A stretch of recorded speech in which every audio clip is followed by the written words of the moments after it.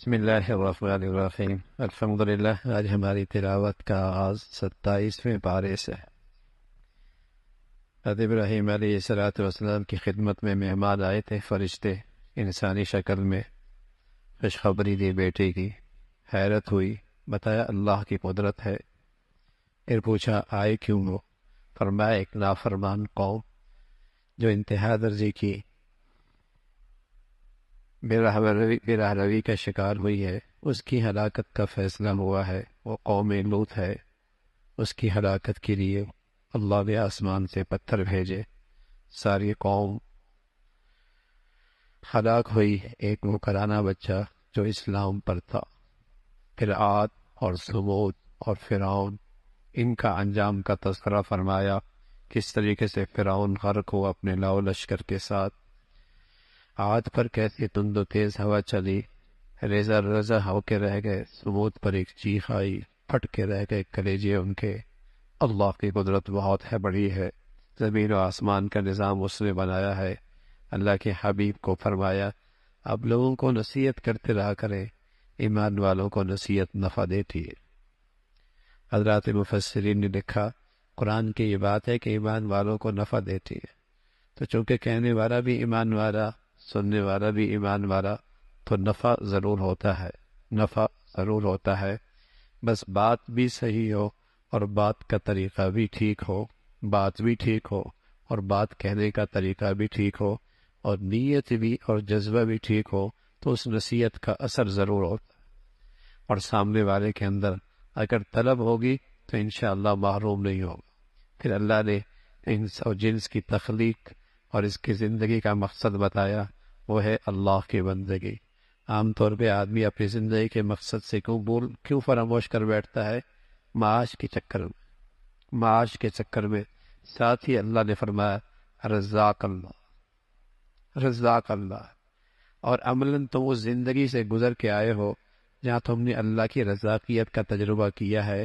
ماں کے پیٹ میں تھے، رحم میں تھے، اندھیرے میں تھے، جھلنی میں تھے۔ بتائیے وہاں غذا کس نے پہنچائی ہے؟ کیوں زمین و آسمان کے اس کارخانے میں بھول جاتے ہو کہ رزاق اللہ؟ کیوں بھول جاتے ہو؟ تو آدمی اپنی زندگی کا مقصد کیوں بھول بیٹھتا ہے؟ اسے معاش کی فکر ہوتی ہے، رات دن اسی چکر میں ہوتا ہے، بھول ہی جاتا ہے مجھے اللہ نے پیدا کیوں کیا ہے۔ اور اپنے بچوں کو بھی اس رخ پہ ڈالتا ہے، اسی رخ پہ کہ بیٹے اچھا کمانا ہے، بس یہ کوئی نہیں پتا پیدا کیوں ہوئے۔ اور اس پیدا کرنے والے ذات کا حق ہے کہ وہ بتاؤ کہ تمہیں پیدا کیا کیوں ہے؟ اس لیے کہ میں اور آپ خود نہیں آئے، اس کے چاہنے سے آئے، اور دنیا سے خود نہیں جائیں گے، اس کے چاہنے سے جائیں گے۔ نہ چاہیں پھر بھی جانا پڑے گا، آئے بھی اسی کی مرضی سے، جائیں گے بھی اسی کی مرضی سے۔ اسے حق ہے کہ بتائے کہ تمہارے جینے کا مقصد کیا ہے۔ وہ اللہ کی بندگی ہے، اللہ کی بندگی۔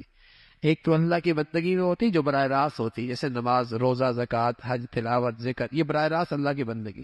دوسری زندگی کے اندر، بازار میں، تجارت میں، لین دین میں، مزدوری میں، اس کے اندر بھی اللہ کی بندگی کہ یہ سارے کام یوں کرو جس سے اللہ راضی ہو۔ انہی بازاروں میں بھی اللہ کی بندگی ہو سکتی ہے، انہی سڑکوں پر بھی اللہ کی بندگی ہو سکتی ہے، انہی فیکٹریوں کارخانوں میں بھی اللہ کی بندگی ہو سکتی ہے کہ اس کو یوں کرو جیسے اللہ کی رضا ہے، جس میں اللہ کی چاہت ہے، جیسے اللہ کا حکم ہے۔ تو وہ زندگی بھی عبادت، مسجد کی زندگی بھی عبادت، وہاں بھی بندگی، یہاں بھی بندگی۔ یہی تو زندگی کا مقصد ہے، یہی زندگی کا مقصد ہے۔ اس کا تذکرہ فرمایا۔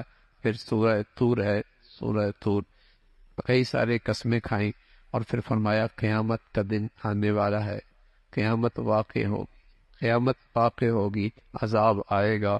اور جنتیوں کا تذکرہ فرمایا، جنتی نعمتوں میں ہوں گے، مسیحیوں پہ ٹیک لگائی ہوں گے، مشروبات پی رہے ہوں گے، چھوٹے چھوٹے بچے جنت میں ارد گرد گھومتے پھر رہے ہوں گے جیسے چھوٹے چھوٹے موتی ہوتے، اور جھپٹ کے ایک دوسرے سے مشروبات پی رہے ہوں گے۔ ان سے پوچھا جائے گا یہ سارا انعام تم پر کیوں ہوا؟ فرمایا ہم دنیا میں غافل نہیں تھے اس دن سے، ہم اللہ سے ڈرتے تھے کہ ہمیں اللہ کے سامنے پیش ہونا ہے۔ آج اس کا صلہ، آج اس کا انعام، اس کا یہ بدلہ ہے۔ اللہ کے حبیب صلی اللہ علیہ وسلم کی شان کا تذکرہ ہے۔ جو گستاخی کیا کرتے تھے نا آپ، ہمیشہ اللہ کے نیک بندوں کے ساتھ اہل باطل بدتمیزی کا معاملہ کرتے ہیں، آپ کو کہا کرتے تھے کاہن ہیں، مجنون ہیں، ساحر ہیں، کم عقل ہیں، یہ ساری باتیں اہل دین کے ساتھ، حضرات انبیاء کے ساتھ بھی اہل باطل نے ایسا سلوک اور ایسا رویہ اختیار کیا۔ آپ کی عظمت اور شان کا تذکرہ ہے۔ پھر سورہ نجم ہے جس میں اللہ رب العزت کے نبی کو خاص معجزہ معراج کا ملا۔ آپ آسمانوں پہ تشریف لے گئے اور آپ بیت المعمور گئے۔ معمور دنیا کا قبلہ بیت اللہ، آسمانوں کا قبلہ بیت المعمور، وہاں فرشتے طواف کرتے ہیں، جو ایک مرتبہ طواف کرتے ہیں جن کی باری آتی ہے قیامت تک دوبارہ باری نہیں آئے گی۔ فرشتے اللہ کی اتنی زیادہ مخلوق ہے، اتنی بڑی تعداد۔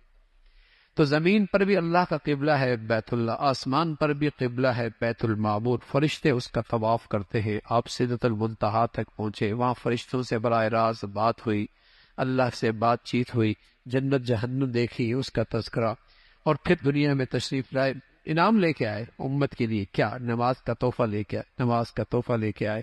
پھر اللہ کی بڑائی، زندگی اور موت اللہ کے ہاتھ میں، عزت اور ذلت کے فیصلے اللہ کے ہاتھ میں، وہ سلاتا، وہی سلاتا اور وہی ہنساتا ہے، اسی کی بندگی کرو، اسی کی عبادت کرو۔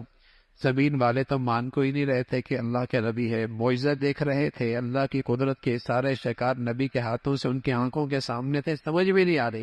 کہنے لگا آپ واقعی اللہ کے پیغمبر ہیں تو یہ سورج چاند تو ٹکڑے ہو جائے، ہم مان لیں گے آپ اللہ کے نبی ہیں۔ آپ علیہ الصلوۃ والسلام نے یوں انگلی کی، انشق القمر، سورج چاند دو ٹکڑوں میں ہو گیا، اور جیسے دو ٹکڑے میں ہوا تو مشرک چونکہ ضدی تھا، ناواقف تو نہیں تھا، ضدی تھا، آپ ناواقف تو نہیں تھا، اس لیے کہ وہ آپ کو ایسے جانتا تھا جیسے اپنے بچوں کو جانتا ہے، وہ پوری زندگی آپ کی اچھی طریقے سے جانتا تھا، سچائی، دیانت، امانت خوب جانتا تھا، لیکن چونکہ ضدی تھا، تکبر تھا، اور اس کے سامنے مفادات تھے، آپ کی پیروی کریں گے مفادات سے دستبردار ہونا پڑے گا، نہیں مانا۔ کہنے لگا او ہو، اس کا جادو زمین پہ بھی چلتا ہے، اس کا جادو آسمان پہ بھی چلتا ہے۔ ضدی آدمی کے لیے ماننا اطاعت بہت مشکل ہوتی ہے۔ اس کا تذکرہ فرمایا، نہیں مانے۔ پھر قوم عاد اور قوم ثمود، اور ان قوموں کی ہلاکت کا تذکرہ قوم عاد کا، اور اللہ نے کئی قوموں کا ہلاکت کا تذکرہ فرمایا، اور بار بار ایک جملہ کہا، قرآن نصیحت لینے کے لیے بڑی آسان کتاب ہے، نصیحت لینے کے لیے بڑی آسان کتاب ہے۔ قرآن میں دونوں قسم کے الفاظ ہیں، کہیں تو فرمایا فَاسْأَلُوا أَهْلَ الذِّكْرِ إِن كُنتُمْ لَا، علم والوں سے پوچھ لیا کرو، یہ بھی قرآن کی آیت، علم والوں سے پوچھ لیا کرو۔ قرآن آسان کتاب ہے، یعنی قرآن میں واقعات ایسے موجود ہیں، قوموں کی ہلاکت اور ذلت اور پستی کے ایسے نشان موجود ہیں، نصیحت لی جا سکتی ہے۔ اور جہاں تک قرآن سے احکامات کا مسئلہ ہے وہ پھر اہل علم سے پوچھو، دونوں چیزیں قرآن کے اندر اس چیز کی رہنمائی موجود ہے، اس کا تذکرہ فرمایا۔ پھر سورہ رحمان ہے، اللہ کی خاص سر، یہ قرآن مجید کی دولن ہے، دولن ایسی اللہ رب العزت نے اس کو ایسا بنایا ہے، اور ایک ہی صورت میں 31 مرتبہ ایک جملہ کا، فَبِأَيِّ آلَاءِ رَبِّكُمَا تُكَذِّبَانِ، تم اپنے رب کی کون کون سی نعمتوں کو جھٹلاؤ۔ جب اللہ کے نبی صلی اللہ علیہ وسلم سے جنات نے یہ آیت سنی، سورۃ رحمان سنی، تو جب بھی فَبِأَيِّ آلَاءِ رَبِّكُمَا تُكَذِّبَانِ آتے تو جنات کہتے ہیں اللہ ہم تیری کسی نعمت کا انکار نہیں کرتے، تکذیب نہیں کرتے، ساری تعریف آپ کی، ساری تعریف آپ کی، ساری تعریف آپ کی۔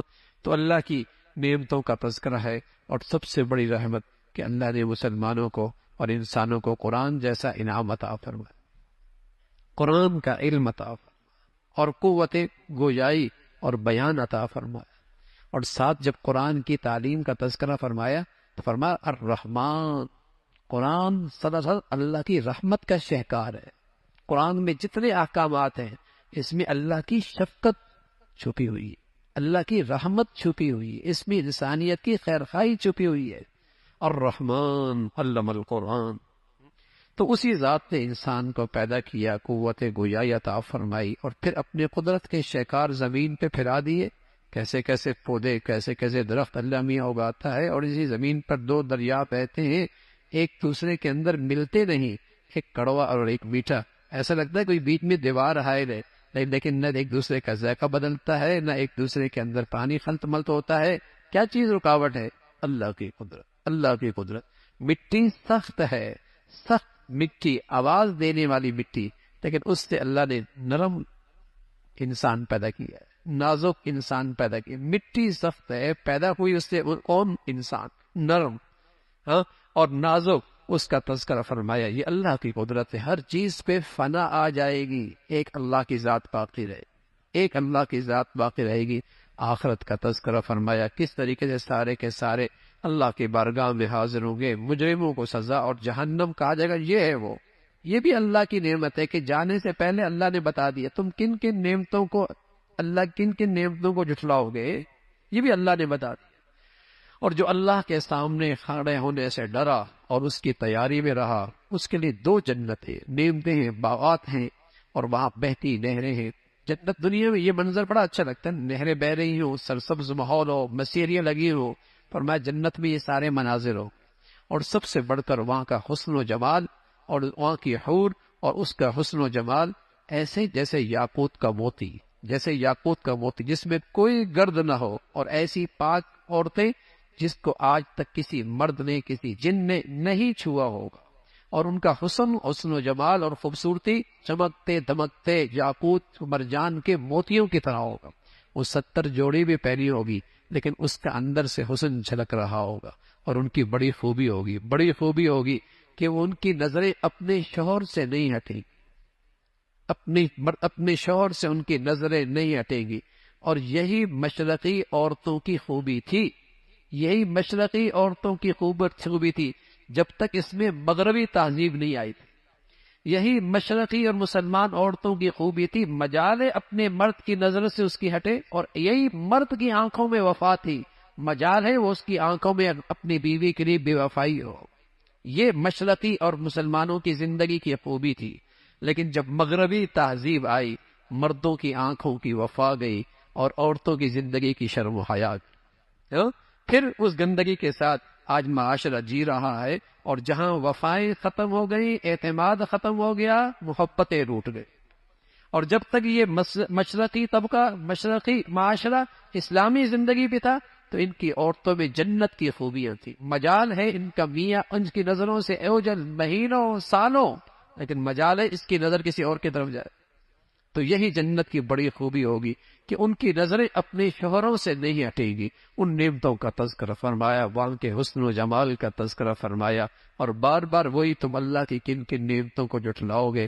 پھر سورہ واقعہ ہے جہاں انسانوں کی 3 تقسیم ہو جائیں گی، اولین، اور پھر اصحاب الیمین دائیں ہاتھ والے اور بائیں ہاتھ والے، اور نیکیوں میں بہت سبقت کرنے والے. 3 قسم کے طبقے ہوں گے. پھر وہاں بھی جنت کا نعمتوں کا تذکرہ ہے، اور نعمتوں کی جسے کہیں گے انعامات کی تفصیل ہے.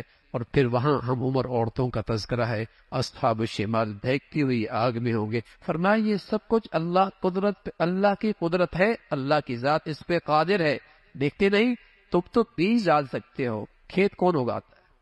اگر اللہ رب العزت نہ اگائے تو بتاؤ، زمین کے اندر سے بیج سلیقے سے پھٹے اور اس کے اندر سے کونپل نکلے اور گرمی اور سردی میں اس کا تحفظ ہو، یہ کون کر سکتا ہے؟ اور پھر اس کے اندر پھل کے اندر مٹھاس کا ڈالنا، رنگت کا بھرنا، ذائقے کا ڈالنا، یہ کون ذات کرتی ہے؟ وہ ایک اللہ کی ذات ہے. ایک انسان کے پانی سے انسان کی ایسی تخلیق ہوئی، وہ ذات ہے. اگر پانی کڑوا کر دے کون میٹھا کر سکتا؟ کون میٹھا کر سکتا؟ اسی ذات نے قرآن جیسی ہدایت کی شکل میں کتاب اتاری ہے، جس کو پاکیزگی کے ساتھ، طہارت کے ساتھ چھو، پاکیزگی کے ساتھ اور طہارت کے ساتھ چھو. اس کا ادب ہے، قرآن کا ادب ہے، قرآن کا احترام ہے. پھر آخرت کا تذکرہ فرمایا. پھر سورہ حدید ہے جس کے آغاز میں اللہ کی بڑائی، اول بھی وہی آخر بھی وہی. جب وہ تھا تو کوئی نہیں تھا، جب وہ ہوگا تو پھر بھی کوئی نہیں ہوگا. زمین و آسمان کی بادشاہت اسی کی ہے. پھر صحابہ رضوان اللہ اجمعین کے خاص طور پہ ان کی تعریف فرمائی، جو اسلام کے لیے جنہوں نے قربانیاں پیش کی، جان کی، مال کی. فتح مکہ سے پہلے بتایا ان کا مقام بہت بلند ہے، ان کی شان بہت بلند ہے. جب اسلام کے لیے قربانیوں کا دور تھا، فتح مکہ کے بعد آسانیاں شروع ہو گئی، سہولتیں شروع ہو گئی. لیکن فرمایا اللہ کے ہاں سارے مقبول ہیں. جو پہلے مسلمان ہوئے یا بعد میں، صحابہ سارے کے سارے جنتی. ان کا فرمایا وہ سارے کے سارے جنتی ہیں اور سارے کے سارے فلاح پا گئے. کل قیامت کا ایک منظر نامہ ذکر فرمایا. جب ایمان والے جا رہے ہوں گے، ان کے اگر ان کا ایمان کی روشنی ہوگی جو ان کے تمام مشکل گھاٹیوں سے، اندھیروں سے وہ روشنی انہیں کام آ رہی ہو۔ منافق کہیں گے ٹھہرو ٹھہرو، تمہاری روشنی سے کچھ ہم بھی فائدہ اٹھا لیں۔ تو ایک دم آواز آئے گی، یہ روشنی یہاں نہیں ملتی، یہ دنیا میں ملا کر، ایمان کی جگہ یہ نہیں ہے، عمل کی جگہ یہ نہیں ہے، یہ تو آج نتیجے کی جگہ ہے۔ یہ روشنی ایمان کی، عمل کی دنیا میں کمائی جاتی تھی اور یہاں سے حاصل کی جاتی تھی، دیوار حائل ہو جائے گی، وہ جہنم میں گریں گے اور ایمان والے آگے گزر جائیں گے۔ پھر اللہ رب العزت فرمایا ایمان والو، کیا ابھی تک وہ وقت نہیں آیا کہ اللہ کی بڑائی کے سامنے تمہارے دل ڈر جائے، اللہ کی عظمت کے سامنے تمہارے دل ڈر جائے؟ ایک بہت بڑے ولیوں کا سرتاج ڈاکو تھے، ڈاکو، ان کی ابتدائی زندگی ڈاکے میں گزری۔ ایک گھر کی دیوار پر کودنے لگے، اندر ایک بیٹی بہنا قرآن کی تلاوت کر رہی تھی اور یہی آیت پڑھ رہی تھی، الم یأن للذین آمنوا ان تخشع قلوبهم لذکر اللہ، کیا ایمان والوں کے لیے وہ وقت نہیں آیا کہ اللہ کی عظمت، اللہ کی یاد کے سامنے ان کے دل ڈر جائیں؟